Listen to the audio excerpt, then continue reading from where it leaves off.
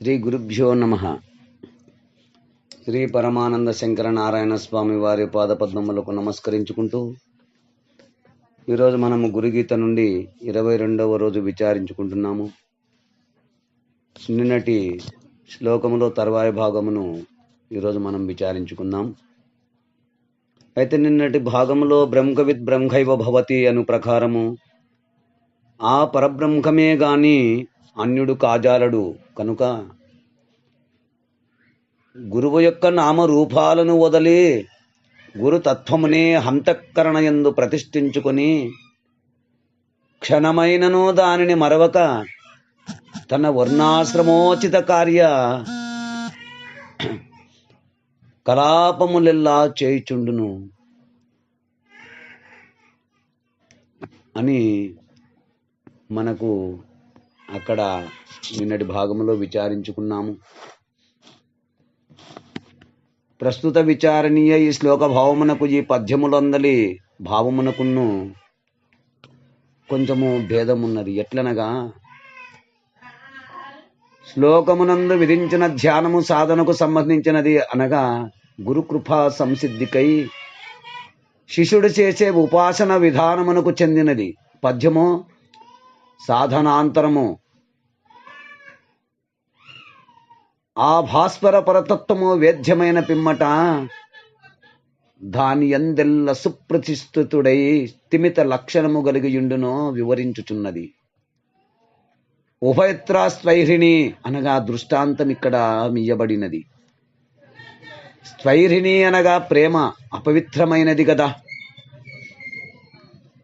ఇట్టి నీచోపమానమిచ్చట తగునా అంటే ప్రేమ యొక్క ప్రగాఢతను సాంద్రతను తెలియపరచుటకు మాత్రమే ఈ దృష్టాంతం ఇయ్యబడినదని తెలియదగును. భక్తి యొక్క స్థాయి భేదములలో మధుర భక్తి కథ్యంతోన్నత స్థానం ఇయ్యబడినది కనుక రాధామాధవుల దివ్య ప్రయాణములో మధుర భక్తే పరాకాష్ఠ చెందినది. సాధారణ ప్రేయసీ ప్రియురాలు దేహ సంబంధమైన పాశవిక ప్రేమ వంటి తుచ్చ ప్రేమ కాదది.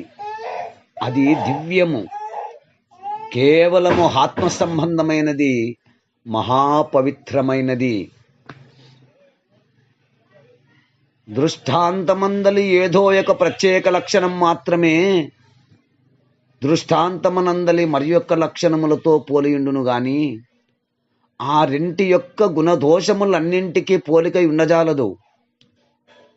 స్వైరిణి ప్రియుని యందుగల ప్రగాఢ ప్రేమచే మిగతా సర్వమును తృణప్రాయముగా త్యాగము చేయగలదు. అట్లే భక్తుడు భగవంతునికి, శిష్యుడు గురునికి ఆత్మ నివేదనాయుతమగు శరణాగతి చేయు పట్ల మిగతా సర్వస్వమును త్యాగము చెయ్యగలడు.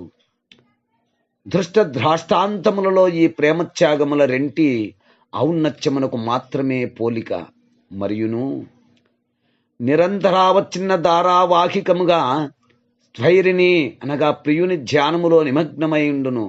అట్లే గురు పరమాత్మను శిష్యుడు ధ్యానించవలెను అనుటకు మాత్రమే ఏ దృష్టాంతం ఇయ్యబడినది. నారద భక్తి స్తోత్రములలో యథావ్రజ గోపికానాం అని సూత్రీకరింపబడినది.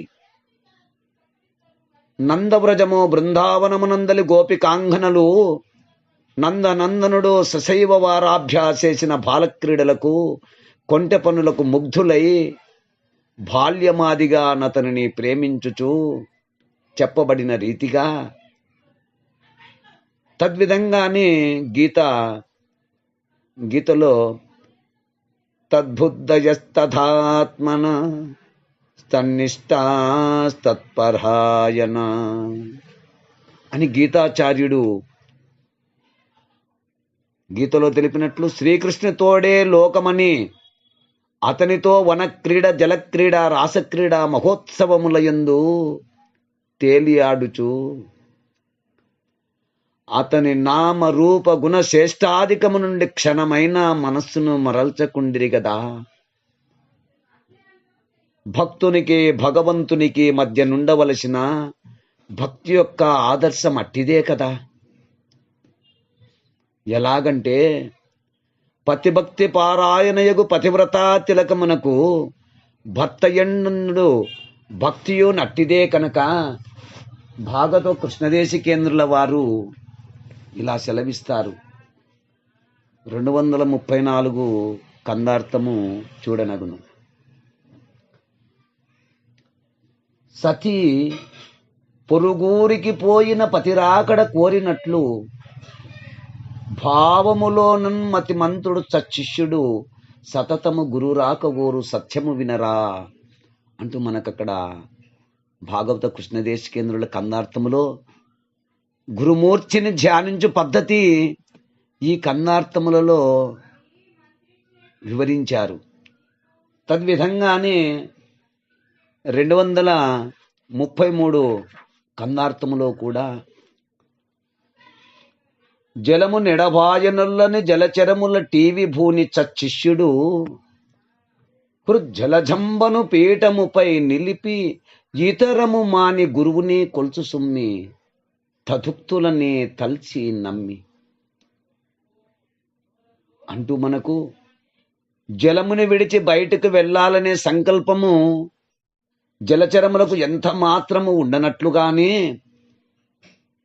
సశిష్యుడు తన హృదయ పద్మపీఠముపై గురువును ప్రతిష్ఠించుకొని ఇతరమును మాని సద్గురుమూర్తినే పూజించుకొనుచు వారు చెప్పిన బోధనే నమ్మికతో మననము చేసుకొనుచుండు ఎల్ల కాలము ఏ విధముగా ఆచరించుకొనుచు గురువును తల్లి తండ్రి దొర ప్రభువు దాత దైవము అన్నియో గురుమూర్తి అని నమ్మి పూజించుకొనుచుండును.